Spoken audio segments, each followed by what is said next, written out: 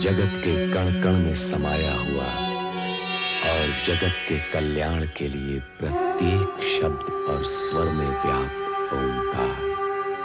भोलेनाथ की जय जयकार के साथ बारात ने जैसे ही दक्ष महल में प्रवेश किया तो सती की बहनों और सखियों ने सती को छेड़ते हुए वर को श्रेष्ठ और सुंदर बताया। पर सदाशिव का पंचमुखी रूप देखकर चिंतित हुए दक्ष को दोबारा देवर्षि नारद ने उबारा। पुत्री को विदा करते समय कठोर और अहंकारी दक्ष भी दुखी हो गए।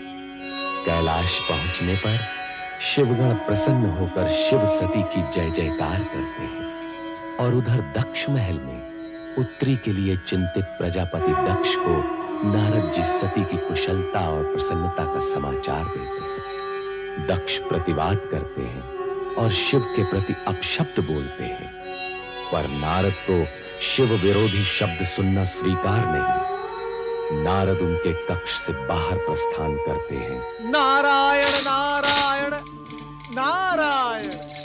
प्रणाम देवर जी। प्रणाम भावजविरनी, प्रणाम। मुझसे क्या अपराध हुआ देवर जी, जो आप मुझसे मिले बिना ही लौट रहे थे? नारायण नारायण। दक्ष प्रजापति के वार्तालाप में इतना उलझ गया कि मुझे आपका ध्यान ही नहीं रहा। मुझे क्षमा करना भावज।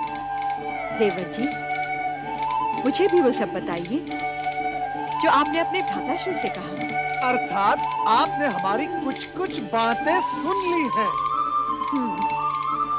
कुछ सुन ली हैं, परंतु ये बताइए कौन सा शुभ संदेश लेकर आप उन्हें बताने आए थे?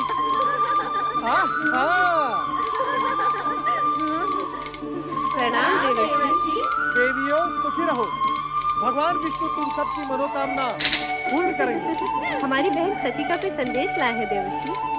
नारायण नारायण। तुम्हारी बहन सती शिव जी की संगिनी बनकर संसार का सर्वोत्तम आनंद ले रही है और इससे अधिक हम कुछ नहीं बताएंगे।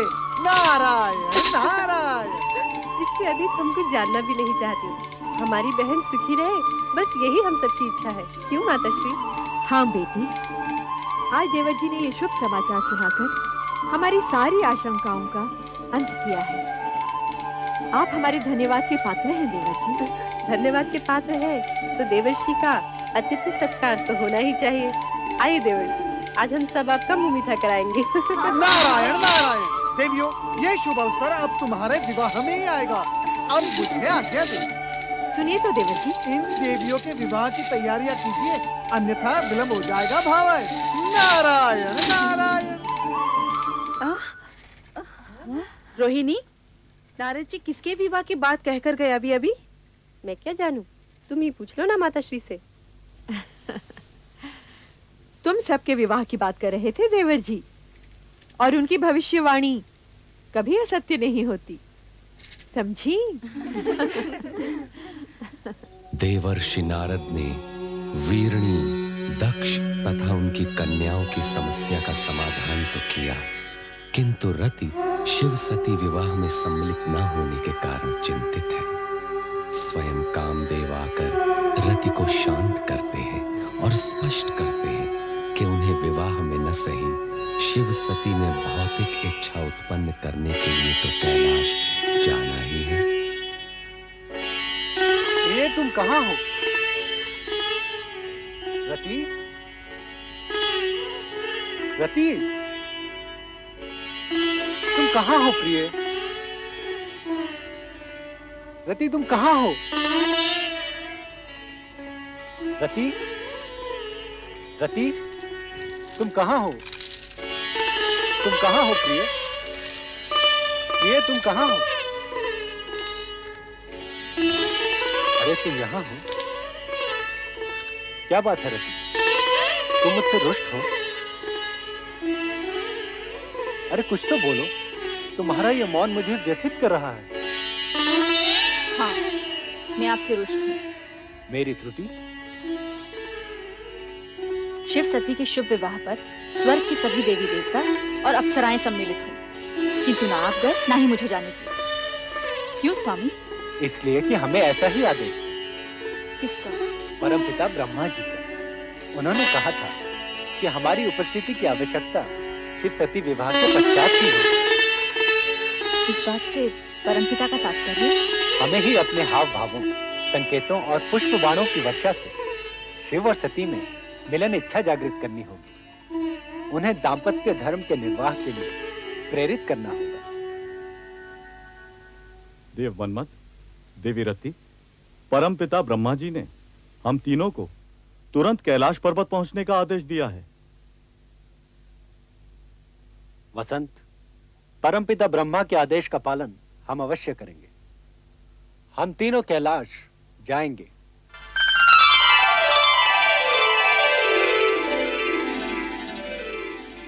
प्रिय, राजमहल का सुख भोगने वाली सती को कैलाश आकर प्रसन्नता हुई या नहीं? स्वामी, आपके चरणों में जो स्थान मिल गया है, इससे अधिक प्रसन्नता और क्या होगी?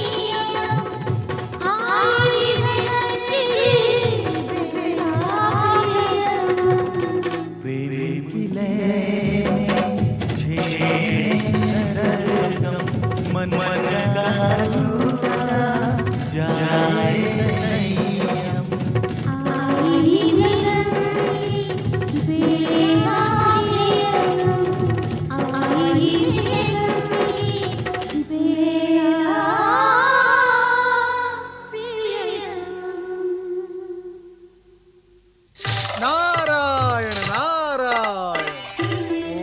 ओम नमो भगवते वासुदेवाय।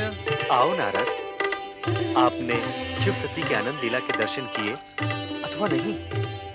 प्रभु, वो एक अद्भुत दृश्य था। उस आनंदमय रूप में अलौकिक नवदंपति को देखना स्वयं में एक विचित्र अनुभव था। तो क्या आप इस आनंद लीला का रहस्य समझे नारद? नारायण नारायण, मैं बाल ब्रह्मचारी भला इस गूढ़ रहस्य को कैसे समझ पाऊंगा? श्री हरि, आप इस पर तनिक प्रकाश डाले तो अच्छा होगा। यह प्रकृति और पुरुष का संगम है। इनकी यह आनंद लीला सृष्टि में नूतन घटनाओं का सृजन करेंगी। क्या इस सृजन का संबंध विष्णु प्रिय लक्ष्मी के आगमन से है? देखिए आगे क्या होता है। सत्य है प्रभु, सत्य है। भविष्य की बात तो भोलेनाथ ही जाने, परंतु श्रीहरि, आपके मन की बात कुछ कुछ मैं समझ गया हूँ, परंतु शिव सती की लीला का रहस्य समझना निस्संदेह कठिन है। नारायण नारायण।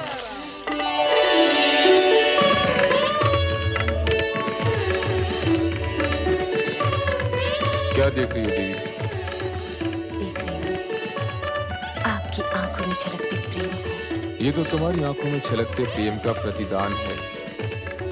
जो जितना देता है उतना ही पाता है। मैंने आपसे बहुत कुछ पाया है स्वामी। कितना, ये मैं बता नहीं सकती। चलो देवी, पृथ्वी विहार करने चले। पृथ्वी विहार? स्वामी, ऐसा प्रतीत होता है कि आपने मेरे मन की बात पढ़ ली है और उसकी पूर्ति के रूप में प्रस्ताव रख दिया, पृथ्वी विहार। सच तो यह है देवी, सगुण रूप में तन भले ही दो हों, किंतु आत्मा तो एक ही है, मन भी एक ही है और विचार भी एक ही है। अब चलो पृथ्वी विहार के लिए चलें।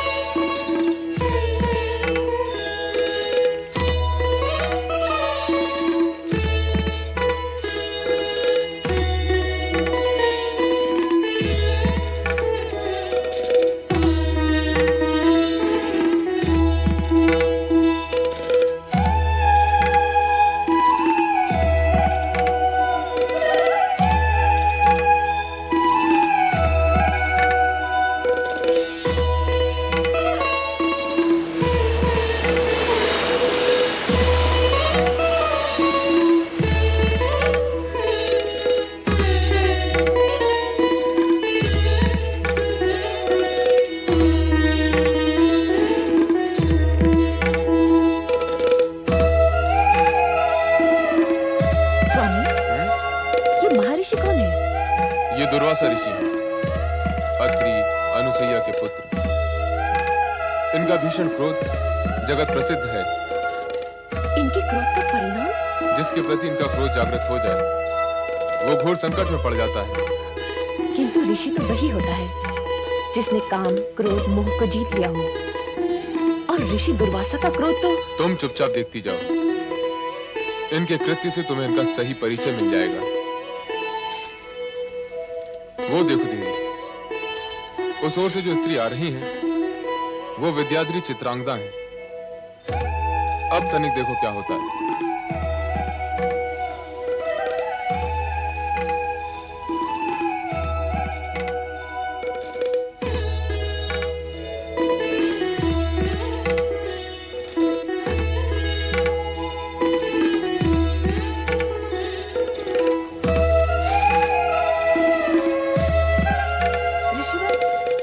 मेरा प्रणाम स्वीकार करें। तुम्हारा कल्याण हो। इस अकिंचन की ओर से ये श्रद्धा सुमन आपको अर्पित है, इन्हें स्वीकार करें।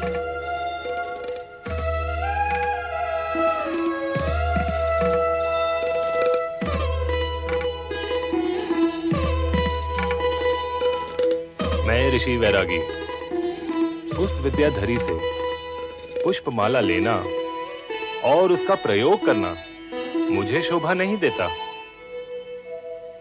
अब मैं इस पुष्पमाला का क्या करूं?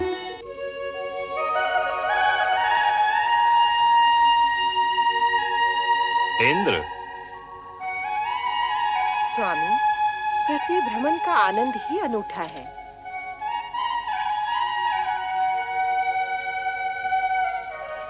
ये कथन, अरे महर्षि दुर्वासा, प्रणाम ऋषिवर। मंगल हो देवराज इंद्र। देवी शची, मैं तुम्हें एक भेंट देने का इच्छुक हूं, स्वीकार करोगे? ऋषिवर, आपकी दी हुई भेंट हम कैसे अस्वीकार कर सकते हैं?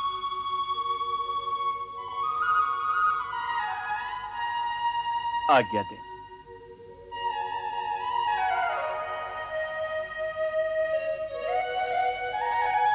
ये लीजिए देवी। स्वामी, हम देव देवियां जो नंदन वन के पुष्प धारण करने के आती हैं, ऐसी साधारण मालाएं हम पर कदापि शोभा नहीं देंगी। आपको ऋषि दुर्वासा की दी ये भेंट स्वीकार करनी ही नहीं थी। आप ठीक कहती हैं देवी।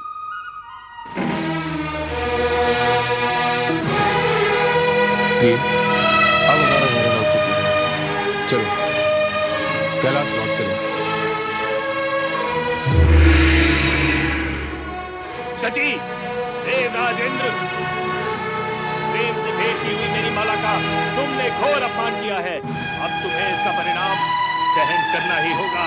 मैं तुम्हें श्राप देता हूँ कि अपनी स्वर्ग संपदा से वंचित होकर तुम और तुम्हारे साथी देवताओं का उस प्रकार स्वर्ग से पतन हो जाएगा जिस प्रकार मेरे द्वारा की हुई माला को तुमने पतित किया है। स्वामी, शीघ्र ही हमारा स्वर्ग जाना आवश्यक है।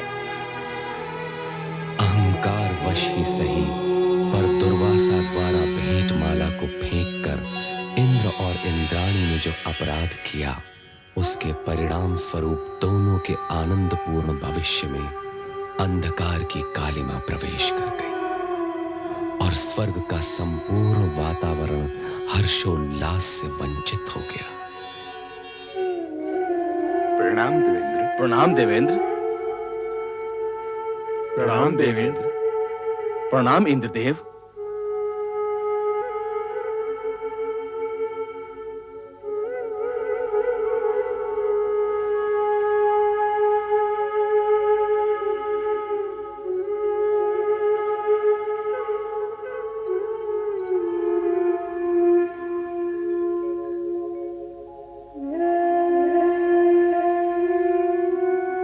देवराज इंद्र, आपकी इस सुशोभित सभा में आज हम एक ऐसा दृश्य देख रहे हैं जो इससे पहले हमने कदापि नहीं देखा। उल्लास और विलास के स्थान पर आज आपके मुख पर विषाद की रेखाएं क्यों प्रतीत हो रही हैं? वो इंद्रलोक जिसकी प्रत्येक दिशा में आनंद स्वयं आनंदित होकर हर पल विराजमान रहता था, प्रतीत होता है वो कहीं लुप्त हो गया है।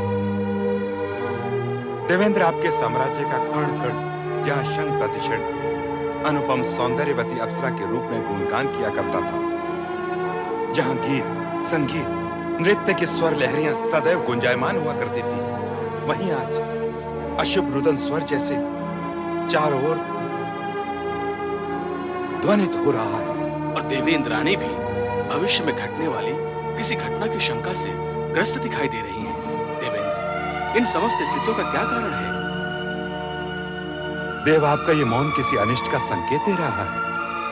यदि आपने मौन व्रत धारण किया है तो हम सबके आग्रह से अपना ये व्रत त्याग दीजिए और हमें बताइए, इंद्रलोक में जो विपरीत परिस्थिति बनाई है, इसके मूल में क्या कारण है? आदरणीय मेघदेव, वरुण देव, वायुदेव, अग्निदेव एवं देवगुरु बृहस्पति जी, आप सभी ने हम दोनों की मनोस्थिति को जानकर जो भी कुछ कहा वो शब्दशः सत्य। अर्थात मैं और इंद्राणी इस समय अत्यधिक व्यथित, चिंतित एवं कुंठित हैं। कारण यह है कि अब स्वर्ग पर हमारा अधिकार नहीं रहेगा। ये आप कैसे अशुभ वचन बोल रहे हैं देवेंद्र? देवगुरु, मैंने जो कुछ भी कहा है उसमें लेश मात्र भी असत्य नहीं है। महर्षि दुर्वासा के श्राप से यह दुर्घटना किसी भी क्षण घटित हो सकती है। महर्षि दुर्वासा के श्राप से? और हम इंद्राणी के कहने में आकर भूलवश दुर्वासा ऋषि द्वारा भेंट की गई माला का अनादर कर बैठे और उसी से कुपित होकर उन्होंने हमें यह श्राप दिया है कि दानवों का बल देवताओं की अपेक्षा दोगुना हो जाएगा और हम अपने समस्त देवगणों के साथ इस स्वर्गलोक से सदा सर्वदा के लिए वंचित हो जाएंगे। देव, आपने ये कैसा अनर्थ कर डाला? महर्षि दुर्वासा का श्राप कभी मिथ्या नहीं हो सकता। वो अपना प्रभाव अवश्य लाएगा। उनके श्राप से मुक्ति निवारण का कोई उपाय नहीं, कोई उपाय नहीं। अब स्वर्गलोक अवश्य नष्ट भ्रष्ट हो जाएगा देवराज इंद्र। हम सभी को इस स्वर्ग संपदा से सदैव के लिए वंचित होना पड़ेगा।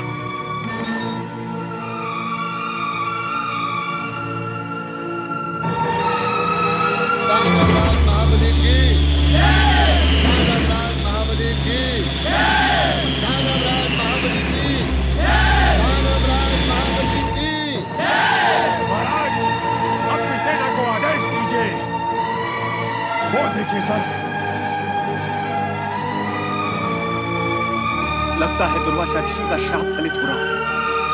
सर्वनाश हो जाएगा, देवताओं का पतन हो जाएगा।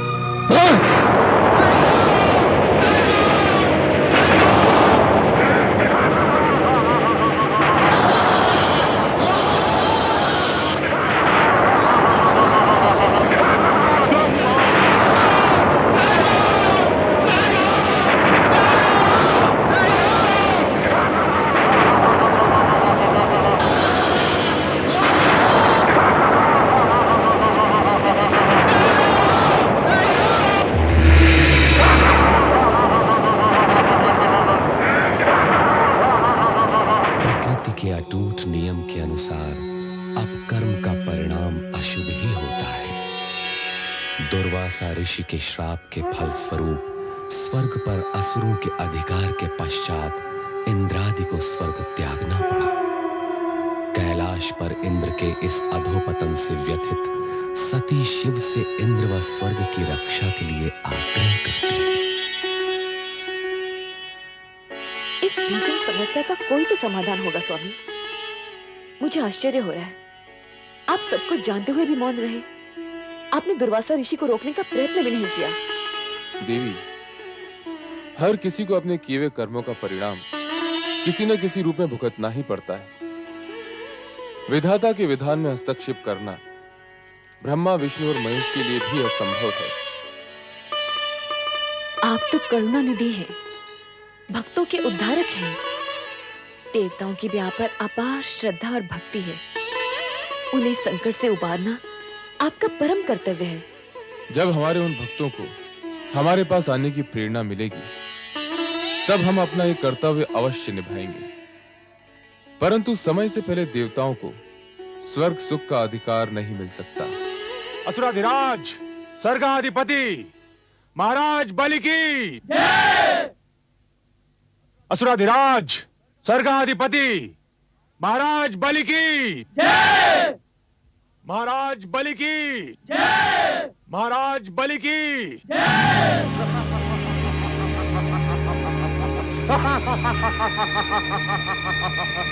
आज हम अति प्रसन्न हुए। देवता यहाँ से पलायन कर गए। उनकी पराजय विजय श्री का रूप धारण करके हमारे चरणों में नतमस्तक है। अब यह सिंहासन हमारा है। अब स्वर्गलोक पर असुरों का राज है। सेनापति राहु, स्वर्गाधिपति दानवराज महाराज बलि को राहु का वंदन स्वीकार हो। सेनापति राहु, तीनों लोकों में यह घोषणा करवा दो कि अब स्वर्गलोक पर देवताओं का नहीं, हम दानवों का अधिकार है। इंद्र और समस्त देवता वीरू कही के भाग गए। बहुत वीर समझते थे, परंतु बलि के बाहुबल के समक्ष निर्बल होकर रह गए। हमने असंभव को संभव कर दिखाया है। देवराज इंद्र को स्वर्ग के सिंहासन से उखाड़ कर फेंक दिया है। उनके राज्य, वैभव और शासन पर हमारा अधिकार सदैव बना रहेगा। अब देवता यहाँ कदापि प्रवेश नहीं कर पाएंगे, कदापि प्रवेश नहीं कर पाएंगे। अब स्वर्गलोक पर हमारा अधिकार है।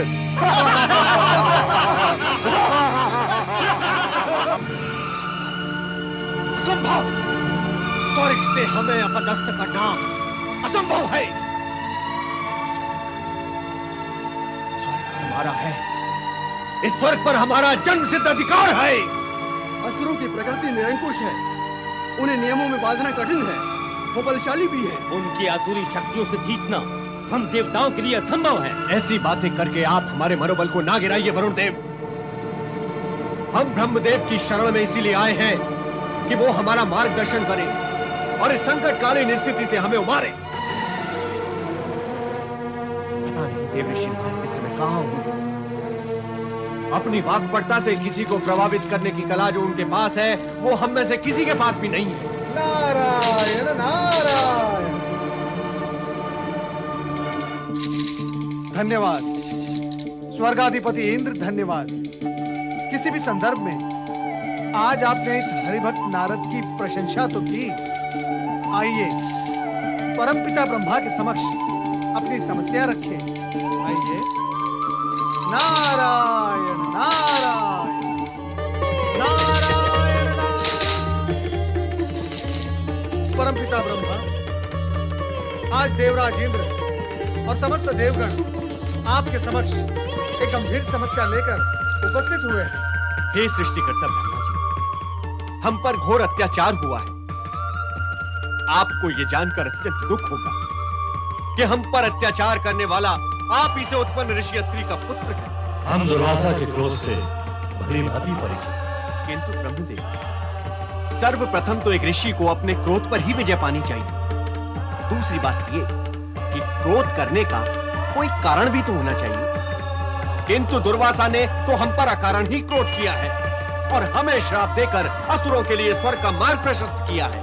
देवराज, क्या दुर्वासा के उग्र स्वभाव से आप परिचित नहीं? क्षण मात्र में क्रोध की ज्वाला उनके मन में प्रकट हो जाती है। इस बात का आपको ध्यान रखना चाहिए था। दुर्वासा का श्राप तो एक निमित्त मात्र है सरस्वती। देवराज, स्वर्ग से आप लोगों के निष्कासन का कारण आपके अपने कर्म। हमारे कर्म पालन में कौन सी त्रुटि रह गई ब्रह्मा जी? हमारे कर्तव्यों में कहां खोट आ गया? देवराज, सबसे बड़ा खोट तो यही है कि आप लोगों ने अपने अधिकारों के उपयोग पर तो पूरा ध्यान दिया, किंतु अपने कर्तव्यों की उपेक्षा ही कर दी। देवी सरस्वती, आपका क्या विचार है? आप सत्य कह रहे हैं ब्रह्मदेव। मोह, विलास, आनंद क्रीड़ाओं में रमे देवगण ये भी भूल गए कि इंद्रासन को अपनी जगह पर टिकाए रखने के लिए देवताओं को धर्म, कर्म, पुण्य और जन कल्याण का भी पूरा ध्यान रखना पड़ता है। ये माना कि हमसे कुछ त्रुटियां हुई हैं, किंतु इसका अर्थ ये तो नहीं कि देवताओं से उनका स्वर्गलोक छीन लिया जाए, असुरों को असुरलोक बनाने की छूट दे दी जाए। शांत देवराज, शांत। जो घटित हो गया उसे बदला नहीं जा सकता। अब इस विषय में और अधिक विचार विमर्श करने के लिए आप लोगों को भगवान विष्णु के पास जाना होगा। वो देवताओं के परम हितैषी एवं शुभ चिंतक। हे चतुर, यदि नारायण के सम्मुख आप ही हमारा प्रतिनिधित्व करें तो अति उत्तम होगा। भगवान श्री हरि विष्णु आपकी समस्या से अवगत हैं देवराज। आपको मार्गदर्शन मिल गया, किंतु उस पर चलना आप ही का। हमें विश्वास है चतुर्भुजधारी विष्णु आपकी समस्या का कोई न कोई समाधान अवश्य ढूंढेगा। जय वैकुंठ।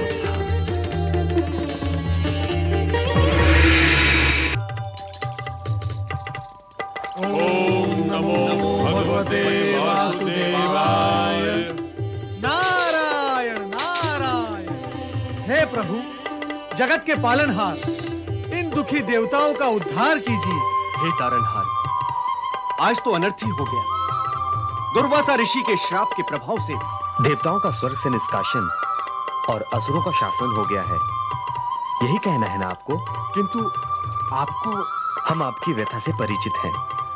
दुर्वासा का शाप एक ऐसी घटना चक्र का प्रवर्तन कर चुका है जिसे रोकना किसी के भी वश में नहीं। किंतु ब्रह्मा जी ने तो मार्गदर्शन दिया था कि पालनहार परमात्मा श्री हरि विष्णु ही देवताओं की सहायता कर सकते हैं। हे श्री हरि, आपने समय समय पर हर मनवंतर में देवताओं को संकट से बचाकर उनका उद्धार किया।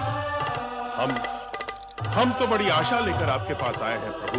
देवगुरु बृहस्पति जी, यह सत्य है कि हम देवताओं के शुभ चिंतक हैं, किंतु प्रभु, आप त्रिदेवों में सृष्टि के पालनहार हैं। आप ये भली भांति जानते हैं कि सृष्टि के आरंभ से ही स्वर्ग पर देवताओं का अधिकार रहा है।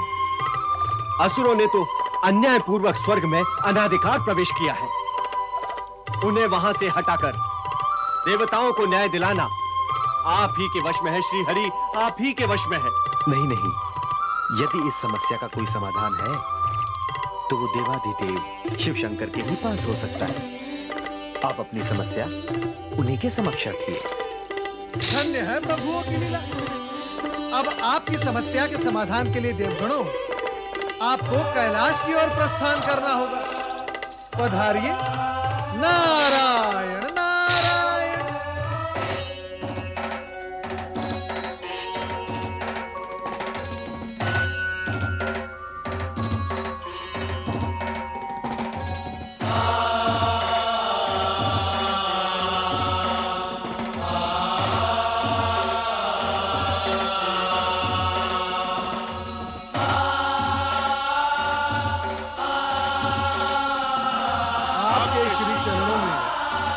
अभिवादन स्वीकार हो देवी सती। कैलाश धाम में आप सभी का स्वागत है। देवराज और देवगणों के साथ जो अन्याय हुआ है उसका मुझे अत्यधिक दुख है। इस विषय में मेरे स्वामी से भी चर्चा हुई थी।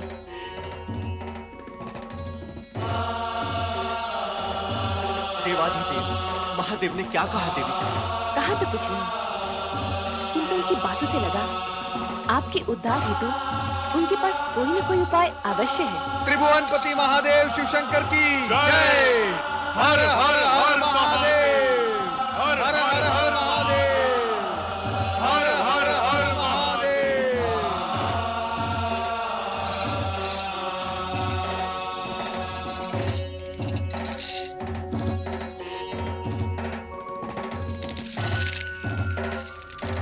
चराचरपति महादेव, इन देवताओं पर वज्रपात सा हुआ है। अपने ही निवास से निष्कासित दिनहीन भटकते हुए श्री हरि के आदेश अनुसार आपके पास बड़ी आशा लेकर आए हैं। प्रिय नारद, जो भी घट रहा है नया नहीं है। अच्छाई और बुराई का संघर्ष तो सदा ही चलता रहा है। कभी अच्छाई का पलड़ा भारी तो कभी बुराई का। किंतु सदाशिव, हमने किसी का क्या बुरा किया था कि क्रोध में ऋषि दुर्वासा ने इतना बड़ा श्राप दे दिया? हम देवों के साथ इतना बड़ा अन्याय? जो अन्याय आपके साथ हुआ है वो कभी असुरों के साथ भी हुआ था। अतः अब जो न्याय होगा वो सुरों असुरों के समान अधिकारों को ध्यान में रखकर ही होगा। आपको मेरी इस बात से आघात अवश्य लगा होगा, किंतु ये सत्य है कि इस समस्या का समाधान सुरों असुरों को मिलकर ही निकालना होगा, और वो समाधान है समुद्र मंथन।